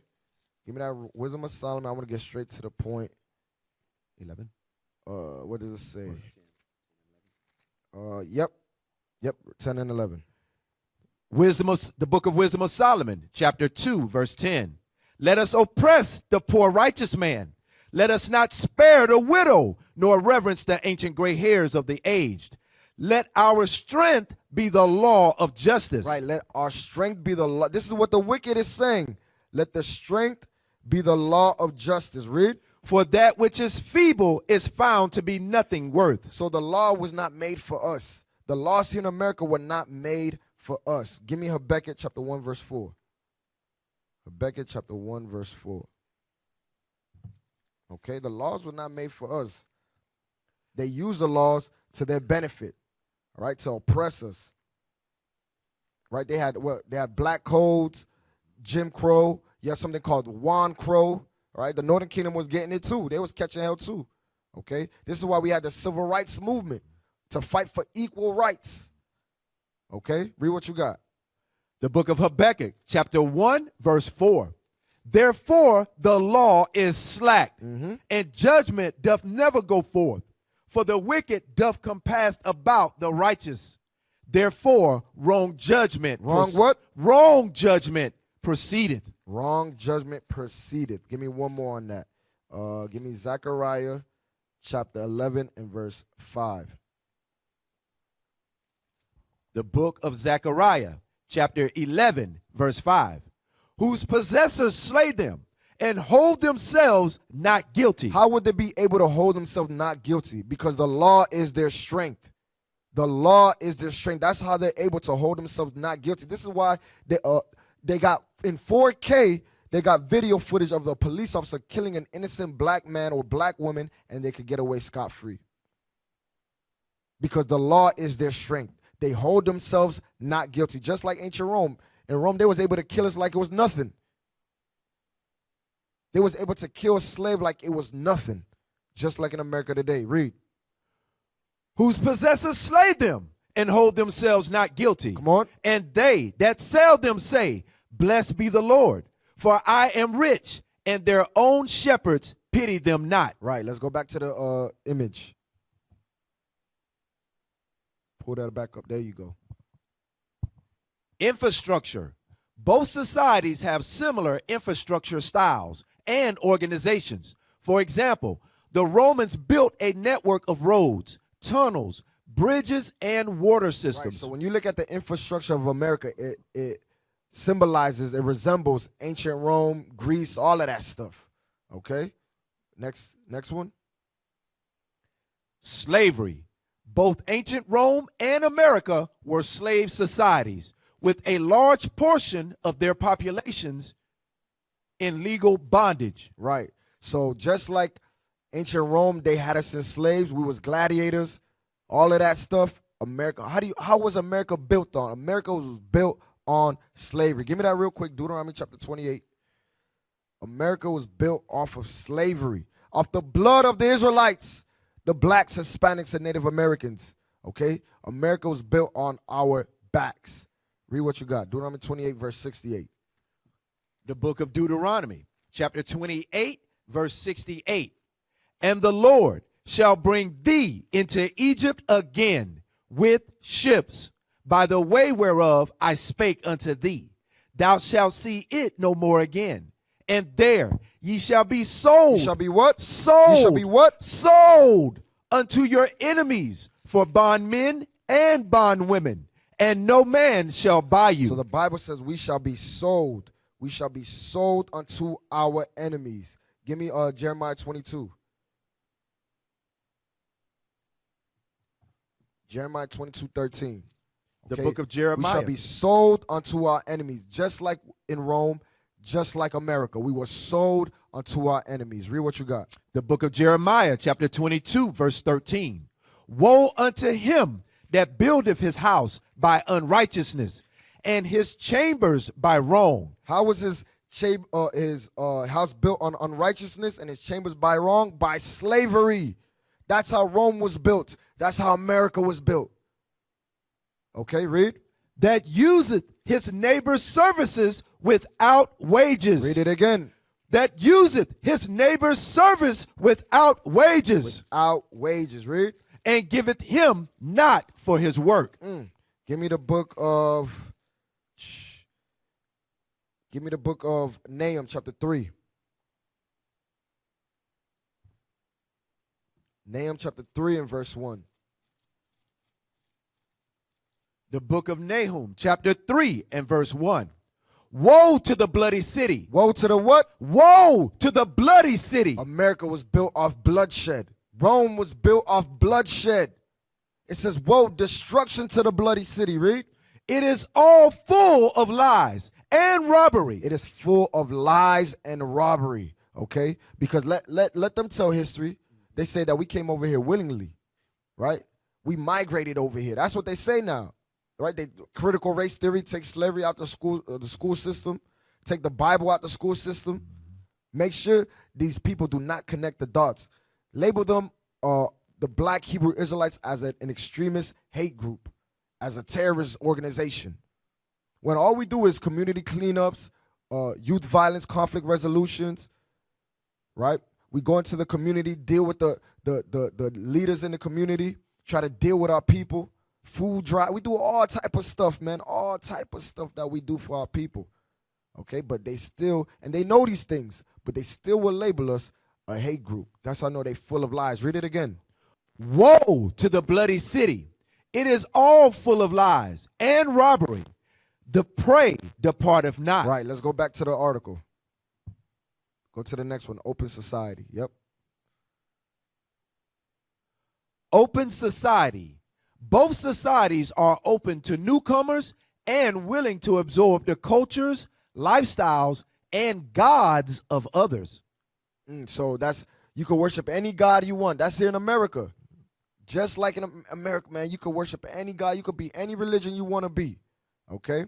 Long as you stay asleep. Don't wake up to the fact that you're an Israelite. Just like in Rome. Stay a slave. Do not rebel like Spartacus, Hannibal. Okay? Don't rebel. Don't revolt. Keep you asleep with these dumb religions, these dumb idols.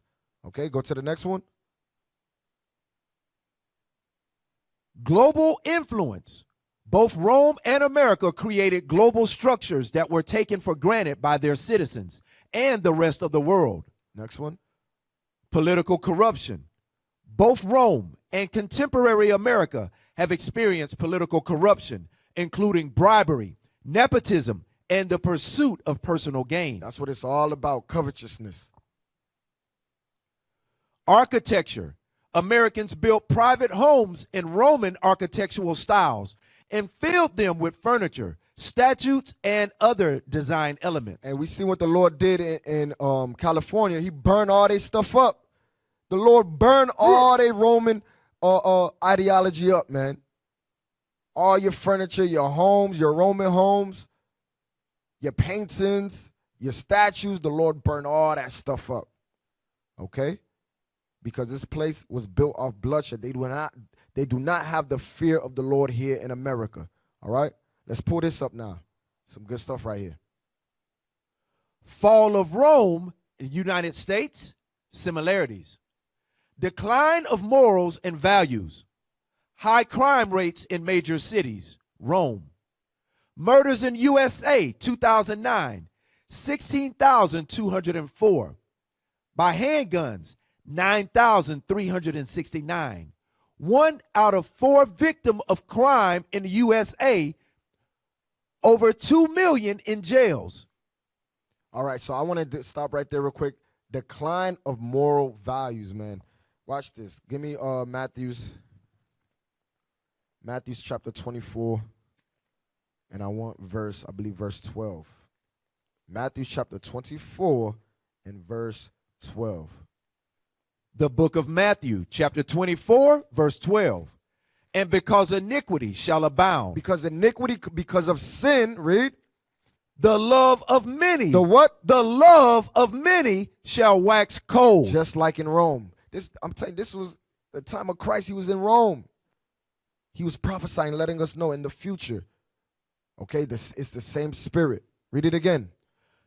And because iniquity shall abound, the love of many shall wax cold. The love of many shall wax cold. There's no love in these streets, man. There's no love in these streets, I'm telling you.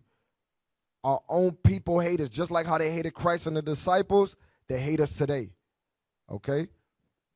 These Christians, these black apologists, they're the main ones coming up against us. Esau don't got to do it no more. Just send a black Christian.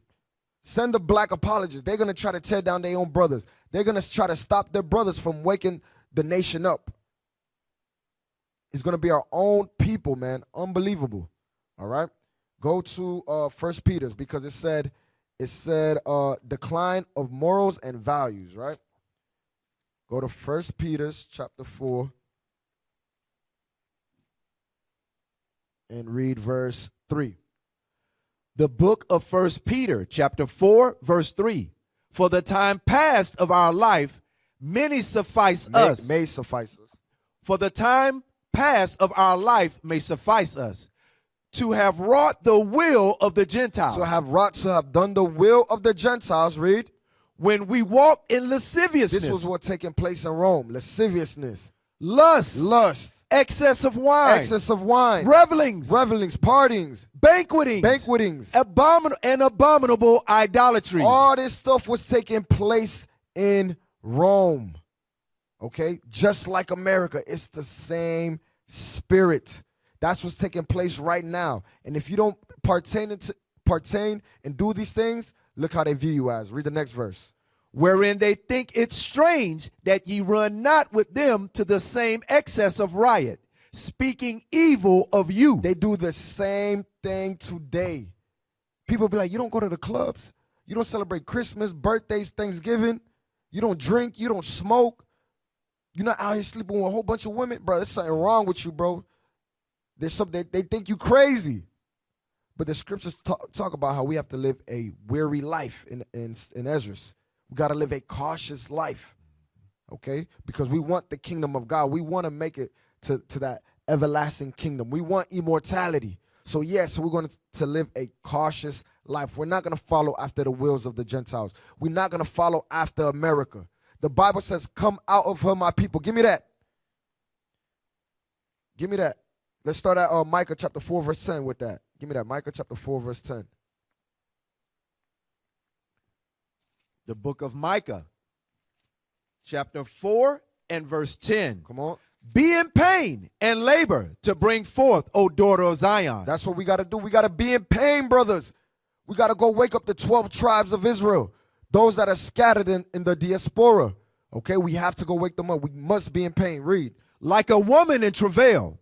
For now shalt thou go forth out of the city, and thou shalt dwell in the field. Thou shalt go even to Babylon. There shalt thou be delivered.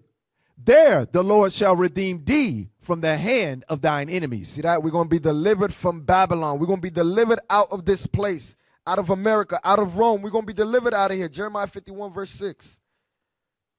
Jeremiah 51 and verse 6. The book of Jeremiah, chapter 51, verse 6. Flee out of the midst of Babylon. Flee out of the midst of Babylon, the daughter of Babylon, of America. Read. And deliver every man his soul. Come on. Be not cut off in her iniquity. When this place gets judged, you don't want to be caught up in her iniquity. Read. For this is the time of the Lord's vengeance. Come on. He will render unto her a recompense. This place will be judged for all the blood that has been spilt here, for the blood of the so-called Native Americans, for the blood of the Aztecs, the Incas, the Mayans, right? The blacks that were brought over here in slavery, for the Israelites, right? For all their blood, this place will be destroyed, right? Give me Revelations 18:4. The Bible says, come up out of her, my people, man. Revelation chapter 18, verse 4. Come out of the philosophies of America, of Rome. Read.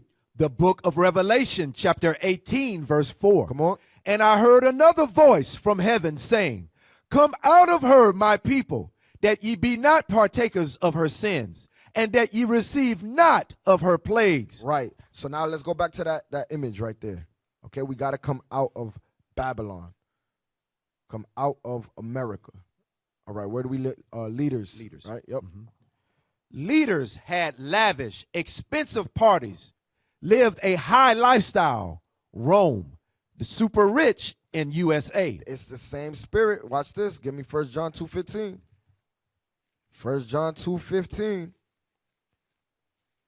They lived a lavish lifestyle in Rome, just like here in America. Read what you got. The book of 1 John chapter 2, verse 15. Come on. Love not the world, neither the things that are in the world. If any man love the world, the love of the Father is not in him. Read on.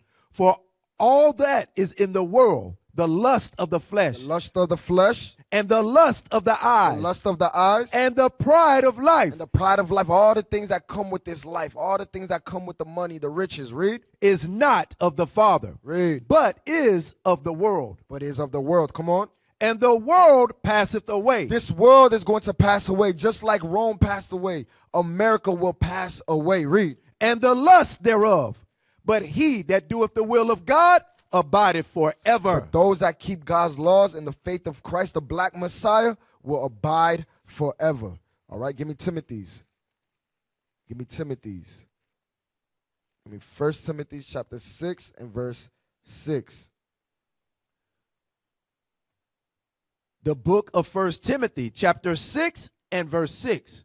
But godliness with contentment is great gain. But godliness with contentment is great gain. Okay, read on. For we brought nothing into this world, and it is certain we can carry nothing out. And having food and raiment, let us be therewith content. Read on. But they that will be rich, They that will be what? rich, Those that will be rich in the time of Rome, in the time of America, those that will be rich, come on, fall into temptation and a snare, and into many foolish and hurtful lusts, which drown men in destruction and perdition. watch this. For the love of money is the root of all evil. For the love of money is the root of all evil. When you love that thing, you put that money above everything. You'll sell your bowels for that money. It's the root of all evil. Read. Which while some coveted after, they have erred from the faith and pierced themselves through with many sorrows. Let's go back to the image. 32,000 prostitutes in Rome. Internet pornography, $1 billion industry. Same spirit. I'm telling you, that porn, that thing is destroying brothers daily. Okay, and it was the same spirit in Rome. Read on. Violent games, gladiators.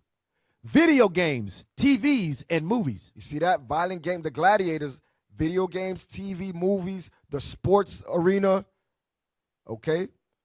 It's the same spirit. Read on.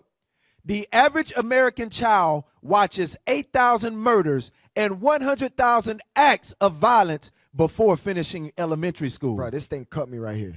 This thing, when I read that, it cut me because I know my son, we watch movies, TV, your son be there. I'm like, damn, that thing cut me, man. I'm like, yo, we are living in Rome, bro. This is Rome. America is Rome. But guess what? America will be destroyed. America will be destroyed. Thus save the Lord. Give me 2nd Ezra chapter 11, verse 37. We about to wrap it up. 2nd Ezra chapter 11 and verse 37. All right, all praise to the Most High. This class was inspired. Shout out to Bishop Kanai, that class that he did, Black versus White, right? That's what the title was? Yep. Mm-hmm. That was a good Captain Jan. Yeah, with him and Captain Jan, that was fire. That's what got me all into this Roman history, man. The book of 2nd Ezra, chapter 11, verse 37. Right? And I beheld, and lo, as it were a roaring lion, chased out of the wood. That roaring lion is Jesus the Christ, the Black Messiah. He's that lion of the tribe of Judah. Read. And I saw that he sent out a man's voice unto the eagle and said, It said to the who? Unto the eagle. That eagle was Rome. That eagle was America. Read. And said, Hear thou, I will talk with thee, and the highest shall say unto thee, Art not thou it that remaineth of the four beasts, whom I made to reign in my world? So the Lord is the one that gave Esau that power. It says, remember, it says the earth is given into the hand of the wicked. Who gave the wicked the earth? It was the Lord. The Lord gave him his power. Read. That the end of their times might come through them. Mm-hmm. And the fourth came and overcame all the beasts that were past, and had power over the world with great fearfulness, and over the whole compass of the earth with much wicked oppression. And that's what Rome did. That's what America has done with much wicked oppression. America will put embargoes, sanctions, okay? They'll put all these things on these nations if they don't follow after the drumbeat of America. If you don't follow after the ways of America, they're going to put these things on you and cripple your economy, destroy you financially, economically. Okay? Read. And so long time dwelt he upon the earth with deceit. For the earth hast thou not judged with truth. Come on. For thou hast afflicted the meek. Thou hast hurt the peaceable. That's us, the Israelites. Read. Thou hast loved liars and destroyed the dwellings of them that brought forth fruit, and hast cast down the walls of such as did thee no harm. Come on. Therefore is thy wrongful dealing come up unto the highest, and thy pride America is known, Esau is known for his pride. Read. unto the mighty.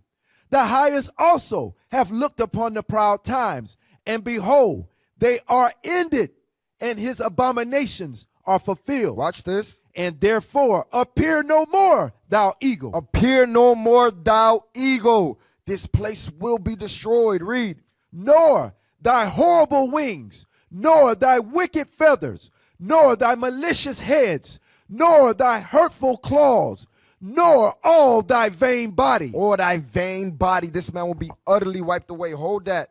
Hold that. Go to Obadiah. Go to the book of Obadiah. Read Obadiah verse 18. The book of Obadiah, verse 13. 18. 18. And the house of Jacob shall be a fire, and the house of Joseph a flame, and the house of Esau for stubble. In the house of Esau for stubble. Read. And they shall kindle in them and devour them, and there shall not be any remaining of the house of Esau. There shall be none remaining of the house of Esau. Read. For the Lord have spoken For it. the Lord has spoken it. All praises to the Most High. Go back. Go back. Read that again. And therefore appear no more, thou eagle, nor thy horrible wings, nor thy wicked feathers, nor thy malicious heads, nor thy hurtful claws, nor all thy vain body. Come on. That all the earth may be refreshed. All the earth is going to be refreshed. When America is destroyed, when America is no longer in existence, the earth will be refreshed. Read. And may return, being delivered from the violence, and that she may hope for the judgment and mercy of him that made her. Give me Revelation chapter 18 and verse 2. Revelation chapter 18 verse 2. We almost done. We're going to wrap it up. The book of Revelation, chapter 18, verse 2. And he cried mightily with a strong voice, saying, Babylon the great is fallen. Babylon is fallen. Read. Is fallen. Come on. And is become the habitation of devils, and the hold of every foul spirit, and a cage of every unclean and hateful bird. Jump down to verse 8. Verse 8. Therefore shall her plagues come in one day, death and mourning and famine, and she shall be utterly burned. She shall be what? Utterly burned with fire. America will be burned with fire. Nuclear destruction. This place will be destroyed. This is why we read back in Jeremiah, we got to deliver our souls, Israel. Get our minds right. We're in the last days. We must change. We must repent. Come back as the 12 tribes of Israel. Read. For strong is the Lord God who judgeth her. Come on. And the kings of the earth who have committed fornication and lived deliciously. So all the other nations, the Arabs, the East Indian, the Chinese, the Japanese, all nations that took part in our slavery, that helped Esau, that helped America destroy us. Read. And live deliciously with her, shall bewail her and lament for her when they shall see the smoke of her burning, standing afar off for the fear of her torment, saying, Alas, alas, that great city Babylon, that mighty city, for in 1 hour is thy judgment come. It's going to take the Lord 1 hour to destroy this place. This is why we must get our minds right. We have to change. We have to repent, because it will come. It is going to come to pass. This will happen. Just like Rome fell. Just like Rome fell under the hands of Septimius Severus, a black general. Okay? Just like America will fall by the hands of the Messiah, Jesus the Christ, the black Messiah. That's right. All right? America will fall. Okay, last one, give me Isaiah 34. Isaiah chapter 34.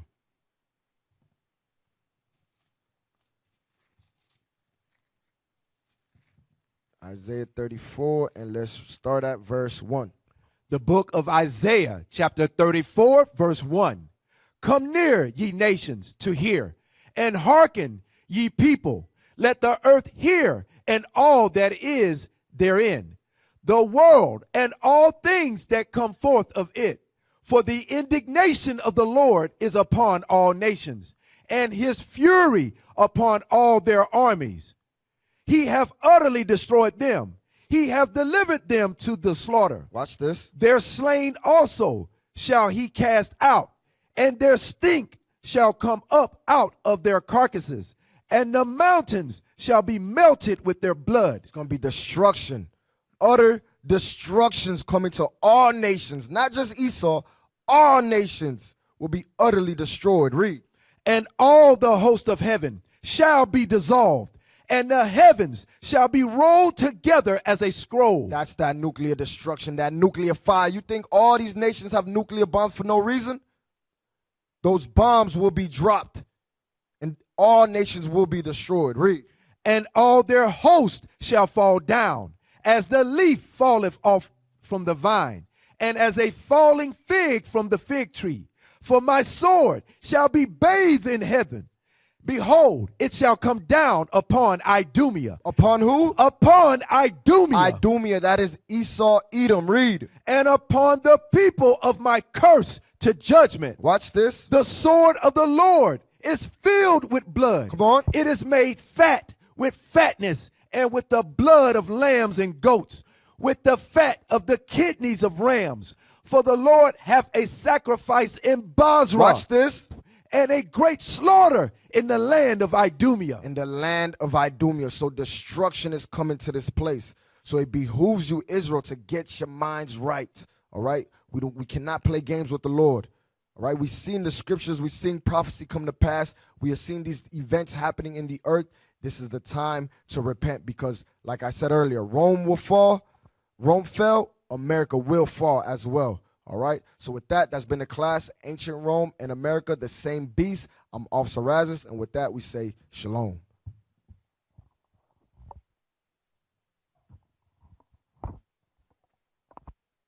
What is a nation?